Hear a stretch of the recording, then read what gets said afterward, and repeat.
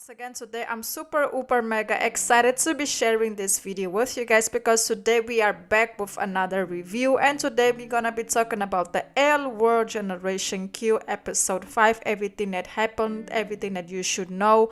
Basically, summing up, this episode is like a healing episode, a communication type of episode. Even though it was very slow, it wasn't like the previous episodes where there were a lot going on.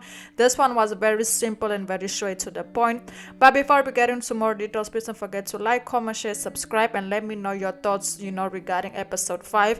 What would you personally rate it from 1 to 10? I would strongly rate it 8.5 because I feel like there was a lot of conversations that that needed to be held, and they got dealt with, so there was something very positive. So yes guys, that's basically it. Please don't forget to like, comment, share, subscribe, and let's get right into more details regarding everything that's been going on.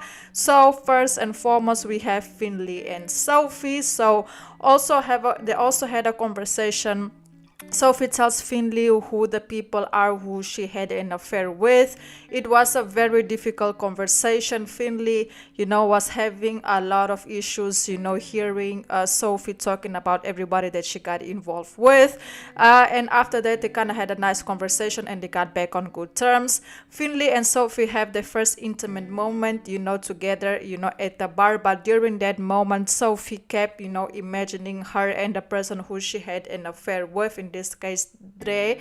Crazy moments that they used to have together. Finley finally meets Dre, and she wasn't happy when she saw, that the girl, this specific person was performing at the bar where she works and that she's in charge of.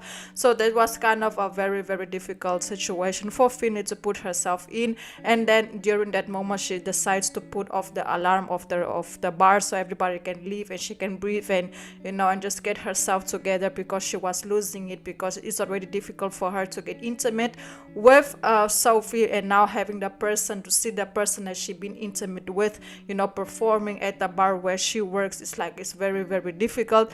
And after that, Finley and Sophie, they got into it, and basically Finley asked Sophie to leave, and Sophie was respectful regarding it, even though she tried to convince Finley to speak, but Finley just wasn't ready to have the conversation. She needed to breathe, she needed to get herself together, because she didn't want to get into a space where she relapses and and falls back into her old ways. So that was also kind of a very good thing that to see Finley doing, the fact that she has managed to get self-control and know, okay, I need to breathe, I need to be alone. So that was something very good to see. Hopefully they can sit down and have a conversation, because this two relationship matured so much in the last couple of episodes, and I wouldn't like to see everything just go to waste, and they're having to start everything over again, because things between them have definitely matured. And I also want to shout out to Finley, because I like the way everything is going with Finley, the fact that the creators have decided to give her a second chance and make things better for her. So it's also very, very positive to see it in that way.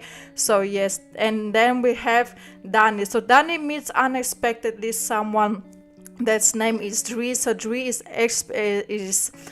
like Sophie's Sophie's person who she had an affair with while Finley was in rehab. So Dani meets Dri very, very unexpectedly, and she was so excited. So she went to Sophie and said, hey, I met this girl, I feel like I'm gonna do something, something that I don't normally do. And of course, Sophie, without knowing who the person is, she was super supportive regarding it, and was like, okay, yes, go do it, why not? So yes, after that, when the Dri, she was performing, that's when Dani showed who the person is to Sophie, and Sophie was like, no, like, who the person is? This is the person who I hooked up with while Finley was away. And of course, Dani actually, she wasn't surprised, because she knows how Sophie is. So she wasn't like, oh, okay, nothing new. And she kept it chilled. And then while she was performing, she kept looking at D, like she was like at Dani. She was really interested in in hooking up with Dani as well. But after that, Dani just had a course and decision that she had decided not to actually hook up with Dri, because Dri actually, went after her and invited her to go have dinner. And Dani politely declined her offer and told her, like, I can't go out with you, even though I want to, but I can't, because you hooked up with my ex. And Dri was like, I'm only here for 6 months. How could I possibly have hooked up with your ex? And then Finley comes, and she was like, oh yeah, now it's not gonna happen. But you know, there was still a nice vibe. And then we have Shane in Tess. Shane in Tess is, so basically in the beginning of the episode, Shane is helping Tess getting her mother together to go to the residential house. They have not spoken about what happened yet. Shane and Tess gets locked out of their house together. Tess is not in a mood, but finally decides to have the conversation with Shane.